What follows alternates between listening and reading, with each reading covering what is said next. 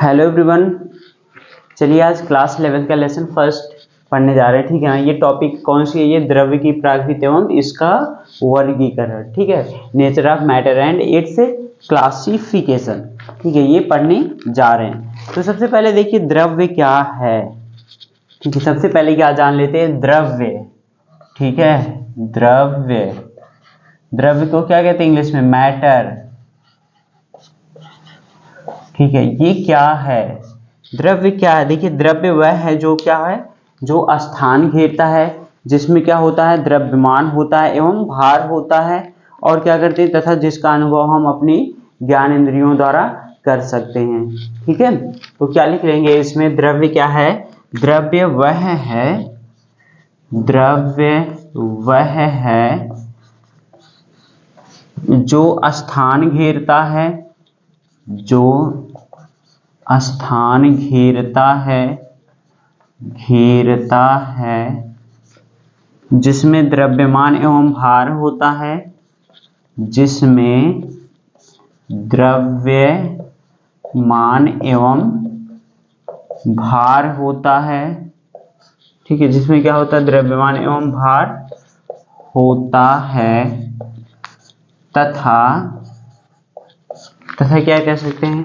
तथा जिसका अनुभव हम, तथा जिसका अनुभव हम, जिसका अनुभव हम अपनी ज्ञान इंद्रियों द्वारा कर सकते हैं, अपनी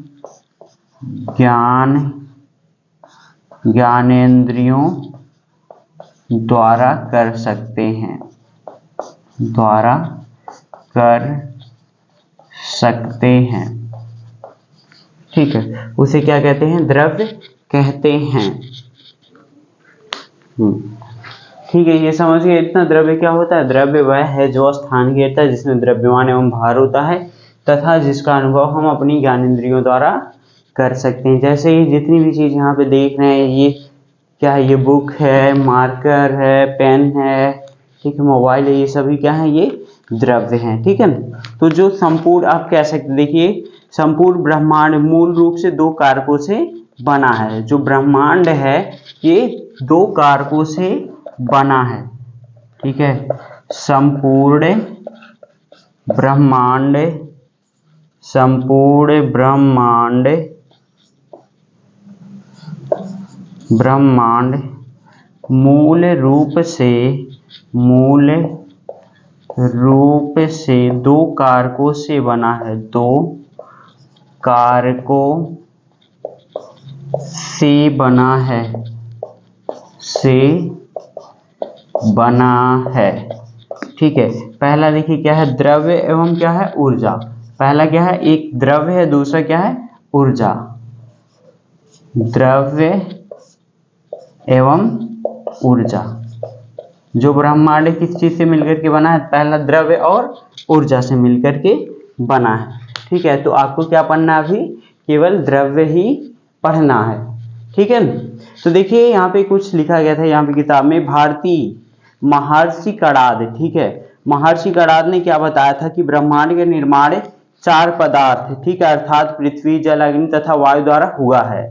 ठीक है, जो कणाद थे, भारतीय महर्षि कणाद ने यही बताया था कि जो ब्रह्मांड का निर्माण है ये चार पदार्थों द्वारा हुआ है। ठीक है, जो जिसको देखिए क्या कहते हैं? पृथ्वी, जल, अग्नि, वायु द्वारा हुआ है। ठीक है, इसी प्रकार क्या है? यूनानी दार्शनिक कौन थे? डीमाक्रिटस तथा रोम के दार्शनिक ल्यूक्रिटस, ठीक है, 400 ईस्वी पूर्व ने यह विचार व्यक्त किए थे कि द्रव्य क्या है? असतत है। मतलब द्रव्य क्या कह सकते हैं? अति सूक्ष्म अविभाज्य कणों जिन्हें परमाणु कहते हैं। पहले देखिए यही बताए थे, जैसे जो क्या थे? ये डीमाक्रिटस थे तथा रोम के दार्शनिक, हाँ डीमाक्रिटस, ये ध्यान में रखिएगा, ये कौन थे? यूनानी दार्शनिक थे। ठीक है, डीमाक्रिटस यूनानी दार्शनिक थे तथा रोम के दार्शनिक ल्यूक्रिटस, ठीक है, इन दोनों ने यह विचार किए थे कि जो द्रव्य है ये क्या है? असतत है। असतत का मतलब क्या होता है? जो द्रव्य है असतत है मीन्स अति सूक्ष्म अविभाज्य कणों, जिसे क्या कहते हैं, परमाणु कहते हैं, से मिलकर के बना होता है। द्रव्य क्या आसतत है, मील से अति सूक्ष्म कणों से मिलकर के बना होता है, जिसे क्या कहते हैं, परमाणु कहते हैं। देखिए परमाणु शब्द का अंग्रेजी रूपांतरण एटम है। ठीक है, एटम, परमाणु के इंग्लिश में क्या कहते हैं, एटम ही तो कहते हैं। परमाणु को क्या कहा जाता है, परमाणु को क्या कहा जाता है, एटम। ठीक है, ये जो एटम है ये क्या ग्रीक भाषा से उत्पन्न हुआ है। एटम जो शब्द है ये कहाँ से हुआ है, ग्रीक भाषा, ग्रीक भाषा से उत्पन्न हुआ है। ठीक है, जो एटम है देखिए, जिसमें एटामियों का अर्थ होता है ना काटने, सॉरी ना कटे जाने वाला, ना काटे जाने वाला। एटामियों का देखिए इसी में क्या अर्थ होता है, एटॉमियों, एटॉमियों का जो अर्थ होता है क्या होता है, ना काटे जाने वाला, ना काटे जाने वाला।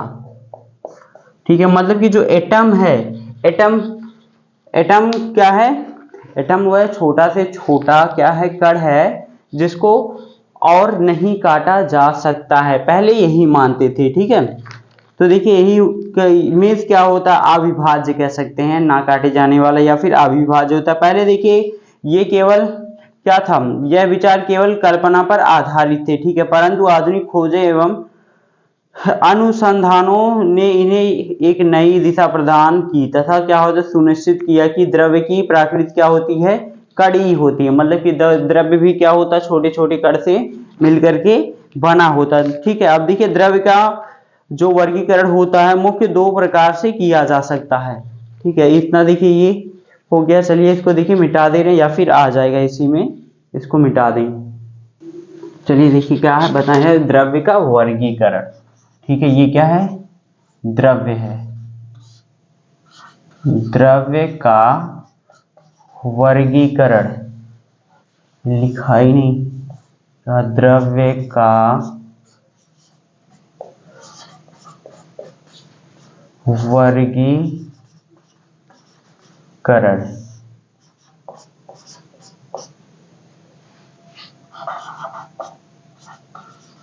ठीक है, ये क्या द्रव्य का देखिए जो वर्गीकरण होता है, द्रव्य को कितने भागों में बांट दिया गया है, यहाँ पे दो भागों में बांटा गया है। ठीक है, जो द्रव्य होता है, द्रव्य का वर्गीकरण देखिए पढ़ने जा रहे, हेडिंग यही डाल लीजिएगा, क्या है, द्रव्य का वर्गीकरण, वर्गीकरण। ठीक है, देखिए अब यहां से बता रहे हैं, जो द्रव्य होता है क्या है, द्रव्य को दो भागों में बांटा गया है।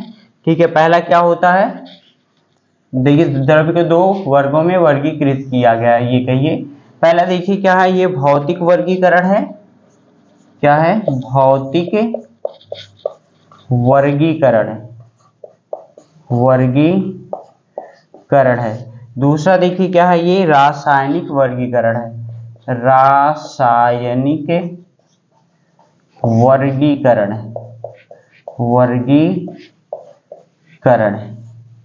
ठीक है, देखिए भौतिक वर्गीकरण में क्या होता है, भौतिक वर्गीकरण को भी क्या कर दिया गया, तीन भागों में बांट दिया गया है। पहला देखिए क्या होता है, ठोस, ठोस में बांट दिया गया। ठीक है, मीन्स सॉलिड। दूसरा देखिए किस में बांट दिया गया, द्रव, द्रव मतलब क्या होता है, लिक्विड हो गया। तीसरा देखिए किस में बांट दिया गया, ये गैस।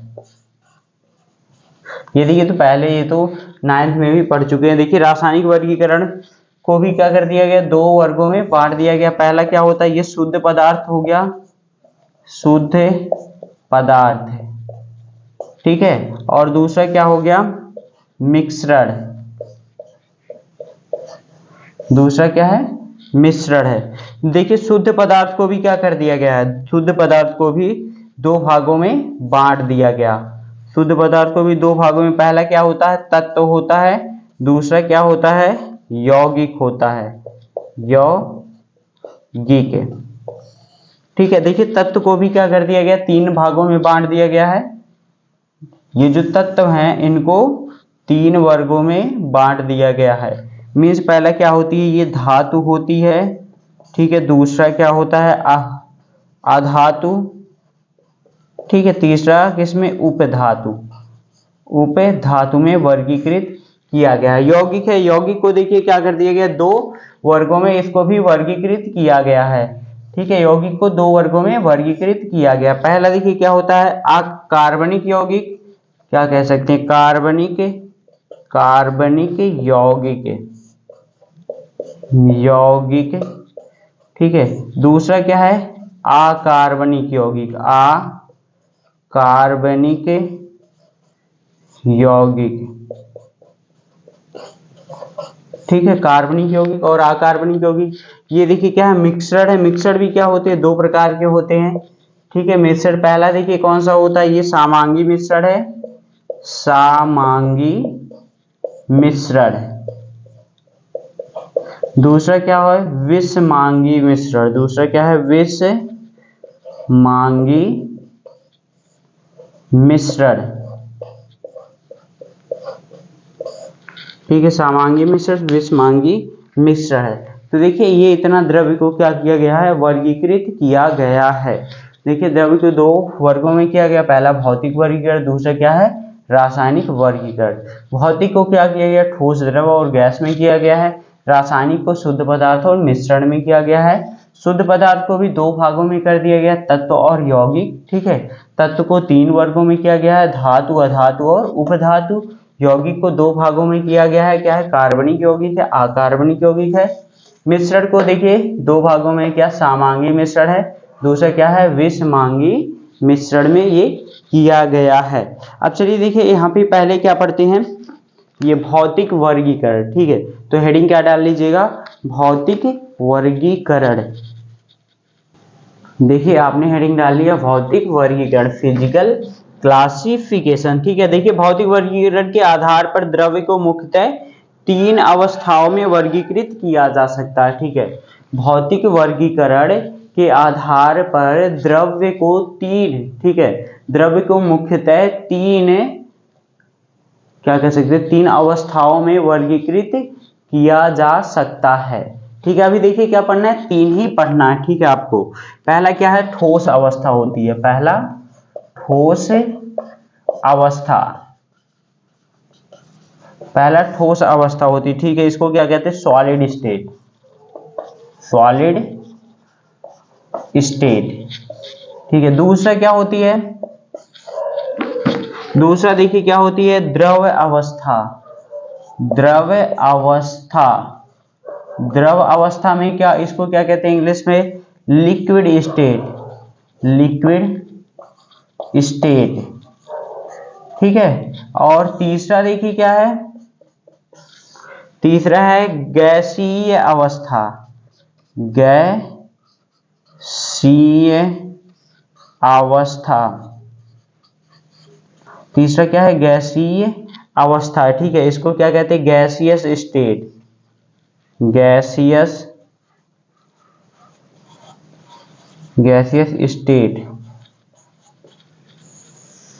ठीक है, तो ये देखिए भौतिक वर्गीकरण में जो द्रव्य होते हैं इसकी इनको क्या कर दिया गया है, 3 अवस्थाओं में वर्गीकृत किया गया है। तो पहला देखते हैं सॉलिड। ठीक है, सॉलिड जो क्या है, ठोस अवस्था है, ये क्या होती है। ठीक है, देखिए क्या है, द्रव्य की वह अवस्था जिसका आयतन एवं आकार क्या होता है, निश्चित होता है। इसमें देखिए क्या होता है, आयतन एवं, ये तो पहले से पढ़ते आ रहे हैं कि ये क्या होता है, आयतन एवं क्या होता है, आकार निश्चित होता है, आकार निश्चित होता है, क्या होता है, निश्चित होता है। ठीक है, ठोस कहलाता है। देखिए क्या होता है, इस अवस्था में के कण क्या होते हैं, कण क्या होते हैं, इसमें जो पदार्थ के कण रहते हैं, इसमें अत्यधिक पदार्थ के कण क्या रहते हैं, पास पास रहते हैं। ठीक है, अत्यधिक निकट स्थित होते हैं, अर्थात क्या कह सकते हैं कि इनके मध्य अंतर आणु का स्थान क्या होता है, बहुत कम होता है। ठीक है, इनके अंदर क्या होता है, जो अंतर आणु का स्थान होता है, अंतराणुक स्थान क्या होता है, बहुत कम होता है, बहुत कम होता है। ठीक है, आयतन एवं आकार निश्चित होता है और इनके अंदर क्या होती है, कोई जगह नहीं होती, मतलब अंतराणु का स्थान क्या होता है, बहुत ही कम होता है। ठीक है, जिस कारण ये स्वतंत्र रूप से गति नहीं कर सकते। ठीक है, इसीलिए इनके जो कण रहते हैं स्वतंत्र रूप से गति नहीं कर सकते, अतः ये केवल अपनी अक्ष पर ही कंपन कर सकते। ठीक है, ठोस के मध्य क्या होता है, सुव्यवस्थित क्रिस्टल जलीय उपस्थित होते हैं। ठीक है, जिसमें अवयवी कण दृढ़ता से बंधे रहते हैं, जिस कारण ठोस पदार्थ कठोर होते हैं और इनका घनत्व उच्च होता है। अब चलिए दूसरा देखते हैं क्या होता है। द्रव होता है, द्रव की वह अवस्था क्या होती है, द्रव्य की वह अवस्था जिसका आयतन निश्चित होता परंतु क्या होता, आकार नहीं होता। ठीक है, इसमें देखिए क्या होता है, क्या लिख लेंगे, जिसका आयतन क्या होता, निश्चित होता है। इसमें क्या होगा, आयतन निश्चित होगा, निश्चित होता है, लेकिन क्या नहीं होता, परंतु आकार नहीं, परंतु आकार नहीं। ठीक है, क्या कहलाता है, ये द्रव अवस्था कहलाती है। देखिए इस अवस्था में अवयवी कण ठोस कणों की अपेक्षा में क्या होते हैं, अधिक दूरी पर होते हैं। मतलब कि इसमें कम दूरी पर होता है, इसमें थोड़ा सा अधिक दूरी पर हो जाता है। ठीक है, तो जिसके कारण क्या हो जाता है, तथा इनके मध्य आकर्षण बल क्या हो जाता है, कम हो जाता है।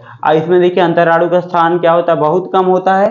ठीक है, इसमें थोड़ा सा ज्यादा होता है। ठीक है, जिसके कारण क्या होता है, इनके मध्य आकर्षण बल भी क्या हो जाता है, कम होता है, जिस कारण द्रव के कण एक निश्चित सीमा रेखा के अंदर मुक्त रूप से गति करते हैं। ठीक है, मतलब कि इसमें क्या करते हैं, गति करते हैं, एक सीमा तक गति करते हैं इनके कण।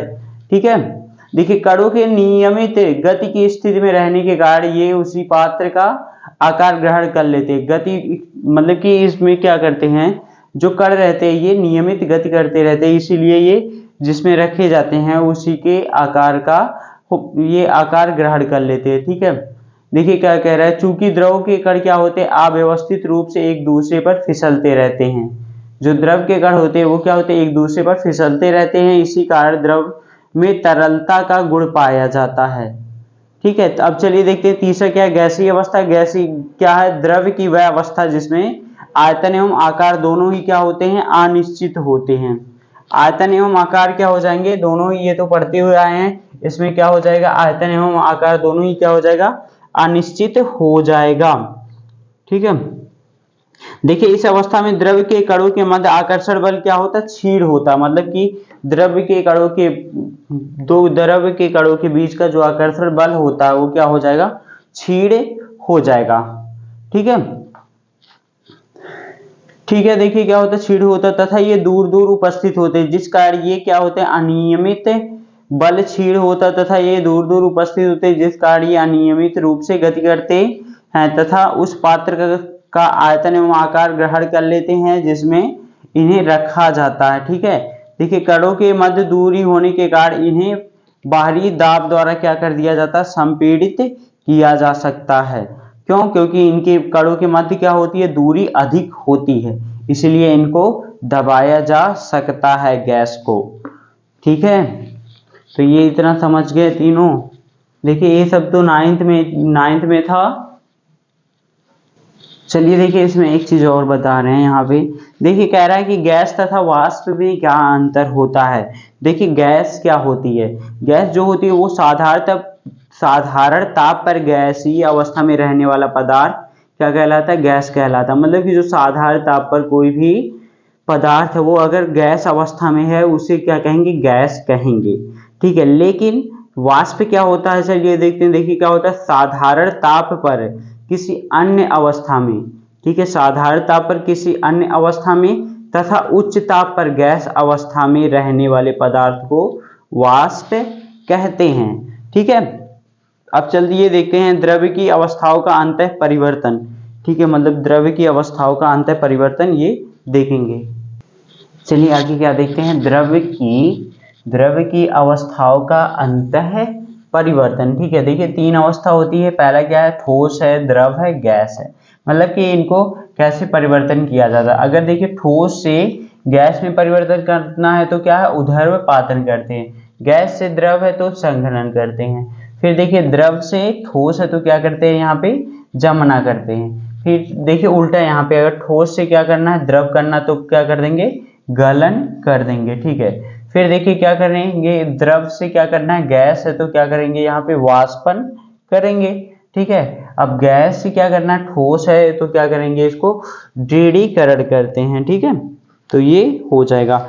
लेकिन अब देखिए यहाँ पे दिया गया, नोट करके लिख लेंगे, प्लाज्मा तथा बोस आइंस्टीन, नोट करके यहाँ पे लिख लीजिएगा नीचे नोट, ये क्या है, प्लाज्मा,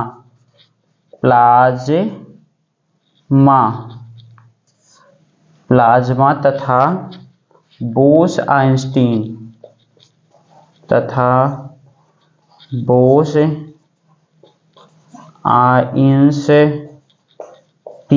प्लाज्मा तथा बोस आइंस्टीन कंडेंसेट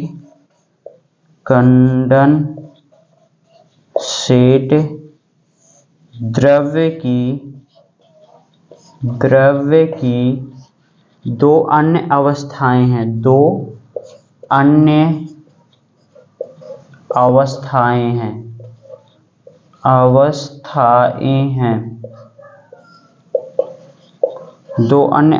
हैं जिन्हें साधारण ताप पर नहीं देखा जा सकता, जिन्हें साधारण ताप पर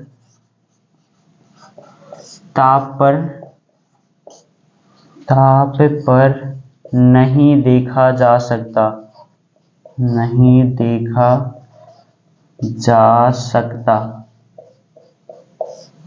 ठीक है। तो ये इतना था द्रव्य की अवस्थाओं का अंतर परिवर्तन। चलिए ठीक है, आज के वीडियो में इतना ही, ठीक है। आगे देखिए, कल ये रासायनिक वर्गीकरण पढ़ेंगे। Okay, thank you. ये सब देखिए जो चीजें ये 9th में पढ़ाया गया, केवल एक बार रिपीट ही करना है, ठीक है। ओके।